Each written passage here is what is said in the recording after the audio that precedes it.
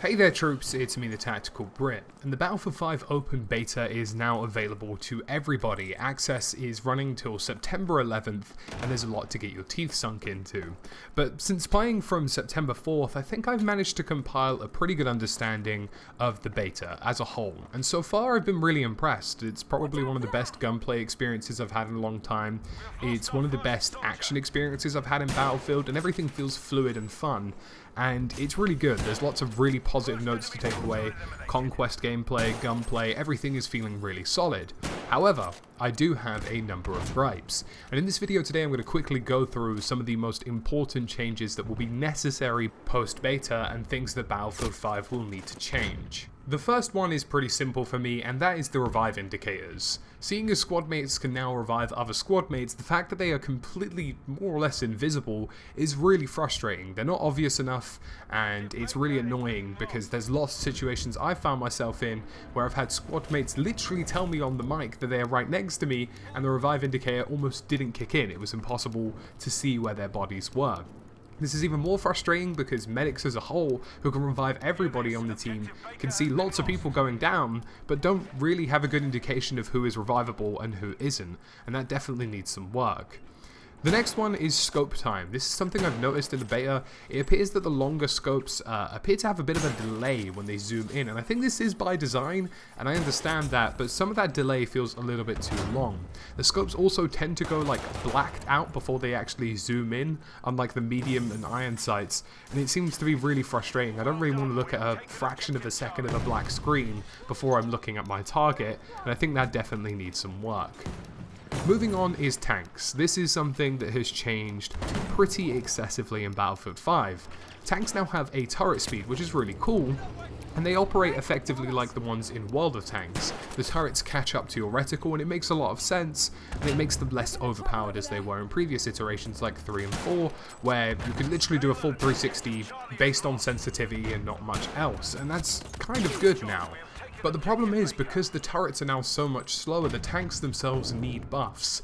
Although TNT cannot wipe out a tank from a single assault, it only takes 1 or 2 assault players, or maybe 1 assault player and a support player, to take a tank down. And on most instances, a tank will not have full health because they have to get out and use a repair torch to do so, which means that they feel really weak right now. They can die really easily, and it doesn't incentivize a tank moving into an objective to actually capture it, but rather sitting back because they're aware that the second they're swarmed by infantry, they're more or less dead.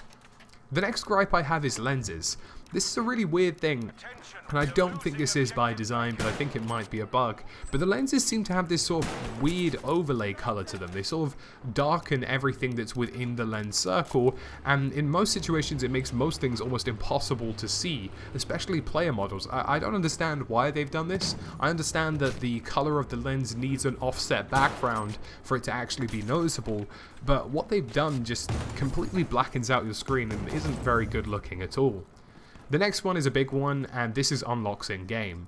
Like, I don't want to back out to a menu to unlock something to then go back into the game to unlock it.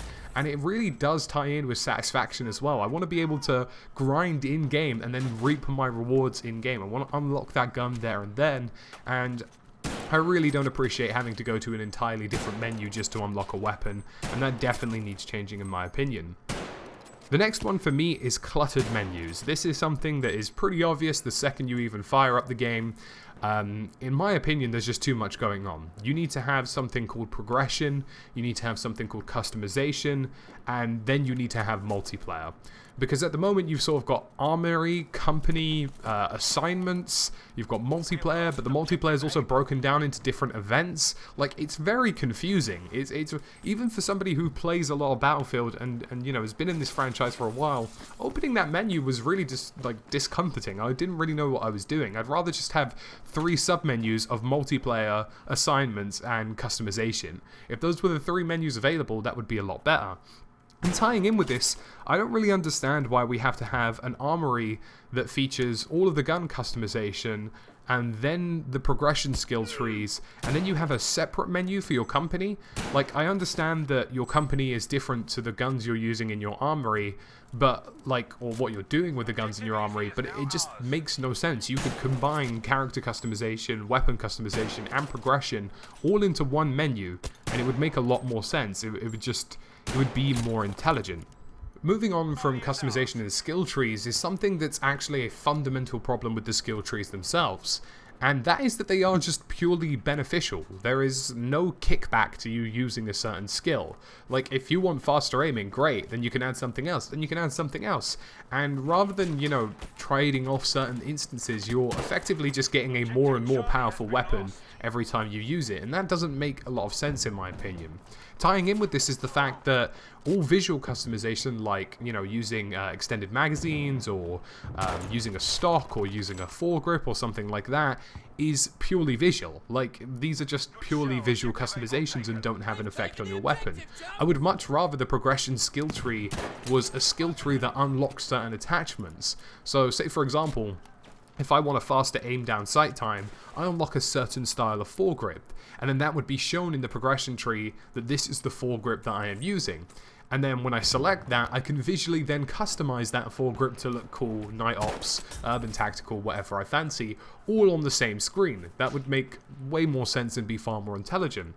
But more importantly, that if I do decide to use maybe a faster ADS foregrip, maybe it reduces my accuracy, maybe it reduces my control, something like that. We can't simply have a system where you just constantly buff your weapons. It just seems very counterproductive, and all in all, it's just not very Battlefield. It's not something we've ever done before. Moving on from this is the squad spawn screen. This is awful. Like, there is no need for a squad spawn screen. It's the most useless screen I think we have, and all it does is delay your time to deployment. It makes it more frustrating. I would much rather have like a dolly camera on the overall deployment screen if I hover over a squad mate, so I can see what he's doing and if he's engaging anybody or if he's in any danger. I don't need an entire screen and then have to hit circle to back out to get to the overhead map to then press on another thing. That seems far too tedious, and it definitely kicks you out of the action. It takes you out of the grip and fun of the fight, and I think that's a really important thing that they do need to change. Make it a dolly camera, it would be a hell of a lot better. Moving on is drops. You can actually get drops. They're like these things that when you use a weapon for a certain amount of time, you'll get like a sprayed green something, or you'll get an urban tactical or a night ops camo. And they're really cool. I like the idea of that. It's just they're not very obvious. Like, I didn't understand what the drop system was. It wasn't explained to me that would be a thing. I just sort of figured it out that every time I use the gun, I seem to be unlocking some new visuals. And they don't feel very special. Like, the whole idea of a drop is like, holy crap, I open this crate and it's like purple, and I've got this iron sight that's a night ops camo or something like that. Whereas, these drops aren't anything you can buy from microtransactions. These are just, things you unlock from progressing with weapons, but there's just no interesting element to actually receiving them. They don't look cool. They're just sort of side railed in this part of a menu. And, like, it's just really odd. I'd like the drops to be like a fully fledged screen where it's like, oh, I got this lens and it looks great and it's sprayed a certain color. I think that definitely needs some work. The next one is ground operations, and at the moment it's hard to tell just how fun ground operations will be, considering we're missing 2 entire days of the 4-day progress. But for me, there's just a lack of energy behind it. I really like the shouting and screams and sort of like the audio and cannons and stuff that made it feel as though the push was more important than it probably actually was in Battlefield 1. It gives you the sense that, you actually are part of something really important here. And I really wish that they added some more sort of visual stuff and audio stuff to compensate for the fact that at the moment ground operations, when you advance to the next set of objectives, feels very lackluster. And I think one of the big bonuses of having like the shouting and screaming saying that we're pushing forward and stuff is that it actually made it very obvious that there were a new set of objectives, which isn't inherently clear as it presently stands in ground operations. So that's about it so far, and this is a 10-minute video of complaints, but what I do have to say is that this has been a hell of a beta. It's What makes it so incredible is that I'm playing the same maps and modes that I've been playing since the alpha, and also over in Gamescom every day, back to back for a couple of hours, and now I'm at home playing it again, and I'm still enjoying it. And you know, I've probably clocked well over 100 hours now in the alpha, beta, and Gamescom on these maps, and it's still a really brilliant experience. And I think this is probably the best Battlefield I've played since 3, and I'm more than willing to stick my neck out for it and say that I think it will be the best Battlefield we've had in this franchise in a very long time. So troops, that's about it from me today, the Tactical Brit. Let me know what you think in the comment section below. Let me know your concerns as well, and as always, thank you for watching.